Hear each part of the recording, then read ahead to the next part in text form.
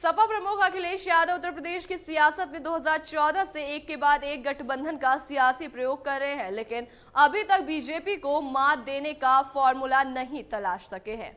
2024 के लोकसभा चुनाव में अखिलेश यादव पीडीए के जरिए नया सियासी समीकरण लिखने में जुटे हुए हैं। सपा स्थापना से लेकर अब तक हुए चुनाव में मुस्लिम यादव कॉम्बिनेशन पर ही चुनाव लड़ती रही है, लेकिन इस बार मुस्लिम यादव की जगह कुर्मियों को राजनीति तवज्जो देकर बीजेपी के खिलाफ जबरदस्त तरीके से जीता जातीय चक्रव्यूह रचा है। और ऐसे में देखना है कि अखिलेश का कांटे से कांटा निकालने का दाव कितना कारगर रहता है। उत्तर प्रदेश में बीजेपी ने एक नई सोशल इंजीनियरिंग के जरिए अपने सियासी वनवास को ही खत्म नहीं किया, बल्कि एक के बाद एक चुनावी जंग जीतकर अपनी जड़ों को भी मजबूत करने का काम किया है।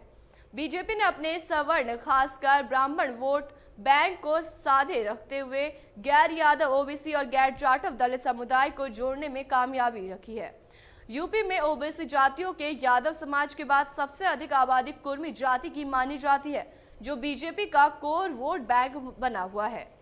सपा इसी कुर्मी समाज को बीजेपी से दूर करने और अपने साथ जोड़ने के लिए मशक्कत कर रही है। इसके लिए सपा ने बीजेपी के ब्राह्मण कार्ड को काउंटर करने के लिए कुर्मी दांव चला है। अखिलेश यादव सूबे के कुर्मी समाज को अपने पाले में लाने और बनाए रखने की लामबंदी कर रहे हैं, और इसके लिए सपा ने सूबे की 9 लोकसभा सीटों पर कुर्मी समुदाय के प्रत्याशी उतारे हैं, जो पार्टी में किसी एक समुदाय के सबसे ज्यादा उम्मीदवार हैं। अखिलेश ने कुर्मी समाज से लखीमपुर खीरी सीट पर उत्कर्ष वर्मा, बांदा सीट पर शिवशंकर पटेल, अंबेडकर नगर सीट पर लालजी वर्मा, बस्ती सीट पर रामप्रसाद चौधरी, प्रतापगढ़ सीट पर doctor SP Singh Patel, Gonda seat पर श्रेया वर्मा, पीलीभीत सीट पर भगवत सरन, श्रावस्ती सीट पर राम शिरोमणि वर्मा और फतेहपुर सीट पर डॉक्टर अशोक पटेल को प्रत्याशी बनाया है।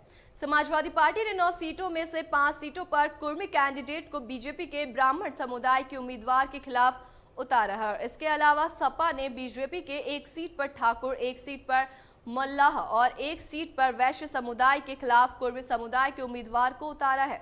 सपा ने बांदा सीट पर भी कुर्मी दाव चला है, जहां बीजेपी ने भी कुर्मी समुदाय के प्रत्याशी को उतार रखा है।